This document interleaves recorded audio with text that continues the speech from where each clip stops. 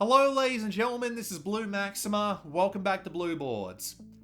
I've played a fair amount of games with bluffing in my time, whether it be something as just standout and as long-lasting as a game of poker or liar's dice, or whether it be a game that introduces bluffing with a new set of mechanics on top, like Welcome Back to the Dungeon or certain decks in something like Lost Legacy.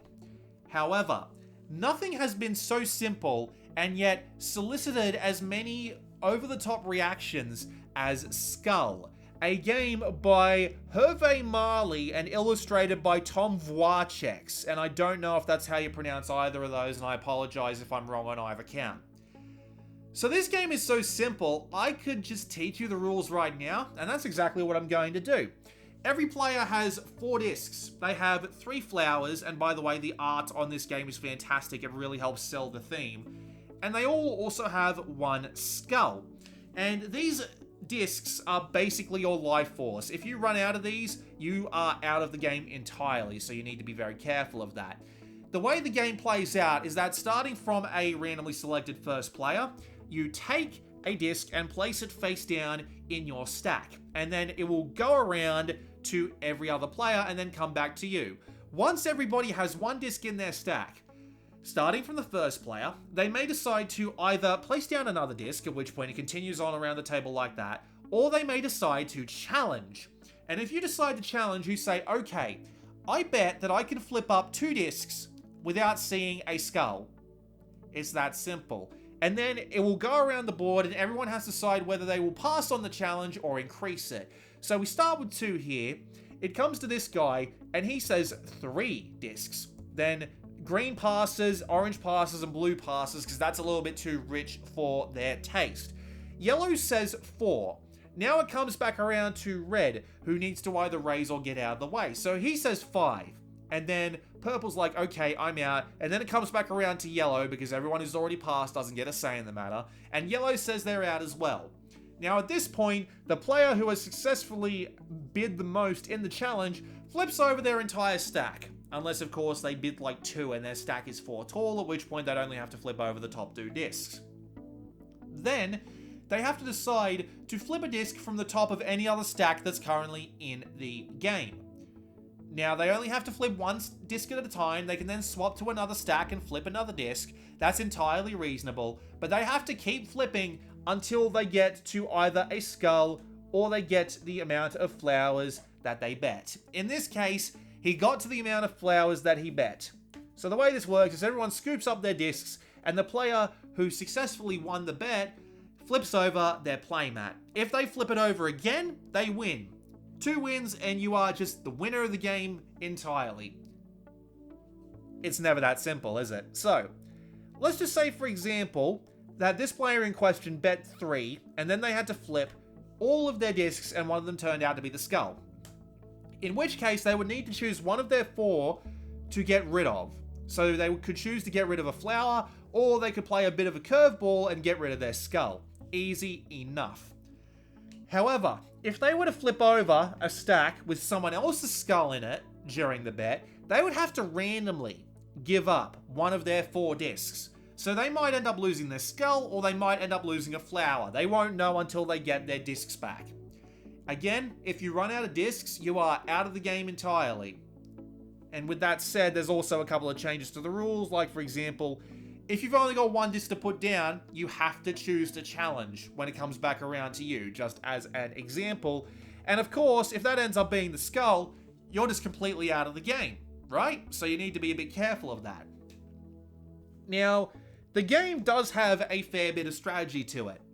It is possible to benefit from being the first player. So you might decide to yourself to actively either take a really high bet or just willingly lose a challenge in order to lose a disc. You can always choose to bluff by putting down your skull and like maybe 1 flower, then saying you want to flip 4. Because remember, you have to flip your own stack of discs. So other people might go around and be like, okay, I'm gonna do 3. No, I'm gonna do 4. No, I'm gonna do 5. And then it comes back around to you and you can just decide to pass because you've done your job right. However, if it comes back around to you and you have to flip your own discs over because nobody else took you up on that, you're gonna lose a disc off of that. Ain't that something, right? And of course, once other players have lost discs, and nobody gets to see what disc you lose, by the way, since nobody knows what you have left, you might have lost your skull. But if people take the opportunity to figure out, oh, he doesn't have his skull anymore, people are going to be flipping your entire stack right off the bat. But if you can figure this out about someone else, it is entirely to your advantage.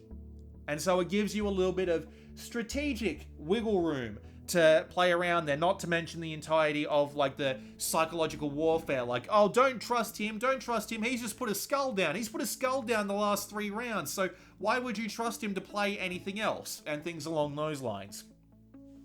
But outside of all of that, what discs go down is entirely down to the choice of the players. So you have to make a read. You have to make reads on people. You need to be paying attention to what they've been doing. You need to look at their facial expressions. You need to try and figure out, based entirely off nothing but the discs in their hand and the look on their face, what they've put down. It is such a pure game of bluff that it's actually kind of impressive, while at the same time still managing to maintain that level of strategic depth that comes with needing to flip your own stack, with losing discs as you go, with being able to figure out what players might have left and therefore play around that concept. However, that's not what makes Skull brilliant. That's not what makes Skull elicit such over-the-top reactions from the gaming group that I usually play this with. What I think does it is the consequences. Because this isn't like poker, where you can afford to lose a few hands before your money stack runs out. This isn't a game of something like Liar's Dice, although there might be variants of it that play on like a campaign thing. Or this isn't a game like Lost Legacy. This is a game where your actions have immediate consequences depending on whether or not you pass or fail, because 2 wins is a very small amount, but 4 losses ain't exactly much either.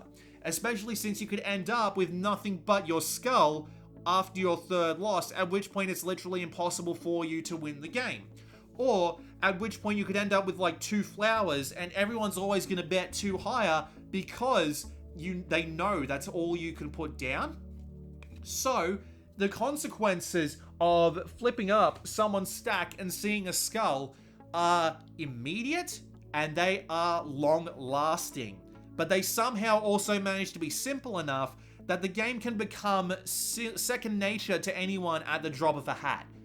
It's genuinely impressive how slipstream the rules are. And so as a result, everyone around the table understands that they have very little to work with, that they are taking a chance, and if they fail at that chance, they will most likely lose something very important. Everyone realizes what strategies are going on. Everyone realizes that feeling of doom when you've only got 2 flowers left and everyone can outbid you. And everyone can understand the absolute ridiculousness when someone says, okay, I'm going to flip 10 discs, everyone flip over all of your 2 disc stacks, everyone flips them and they're all flowers. Because it is a ridiculous bet, it requires a ridiculous read, and you are actively walking into a minefield, and it's all completely and thoroughly understandable right off the bat thanks to its simplified rule set. The consequences are obvious, and even worse if like the guy's only got like 2 discs in his pile and no one's figured out if he's lost his skull yet or not, and then everyone just flips up and he just wins flat out. It's that implementation of consequences and being able to make them so readily understandable that makes this game work as well as it does. And it's brilliant. It's genuinely a brilliant little piece of design. It is a lot of damn fun to play, especially when you've got people cycling in and out and you don't know what they are or what they'll do, and they add a wild card into the mix. And you can always have people taking on certain strategies, like the guy who never does anything except put a skull down and then bets immediately. You've got the guy who will only put down a skull once in a blue moon and will constantly be betting, trying to get something through while all of his discs whittle away. You've got that guy who's more than happy to just wait in the back and see if everyone else will self-destruct, but then needs to rush to a victory once everyone started getting victories, and he is just sitting there with nothing going on.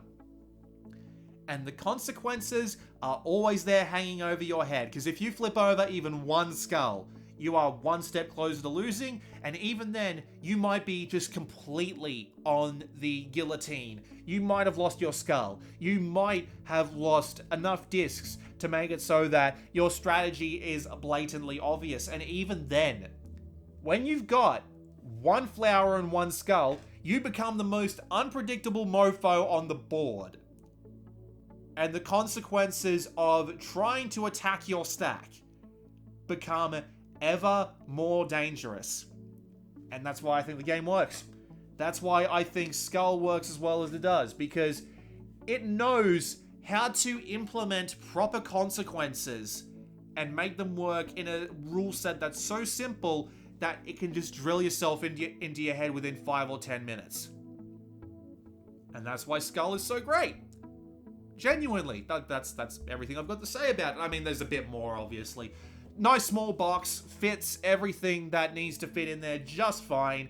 And of course, you've got 6 players here, which is a great amount of players to play this game with. You can go as low as 3. And of course, all the art on this is absolutely brilliant. The flowers look fantastic. The skulls look even better. And they are just it's genuinely some of the best art I've seen in a long time.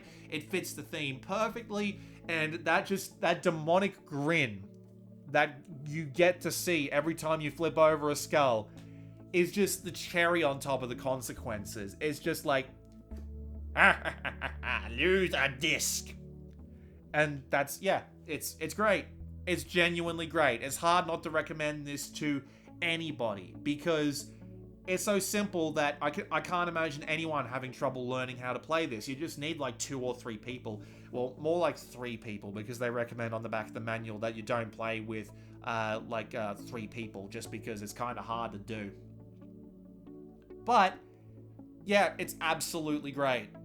I do not have a problem with the skull in any way, shape, or form. One of the best examples of bluffing I've ever seen, one of the best examples of consequences I've ever seen, and it ties it up in such a thin rule set and such an easy to understand rule set that it becomes second nature, and therefore the consequences just hit that much harder, and it works. With that said, this has been Blue Maxima, and I'll see you all next time.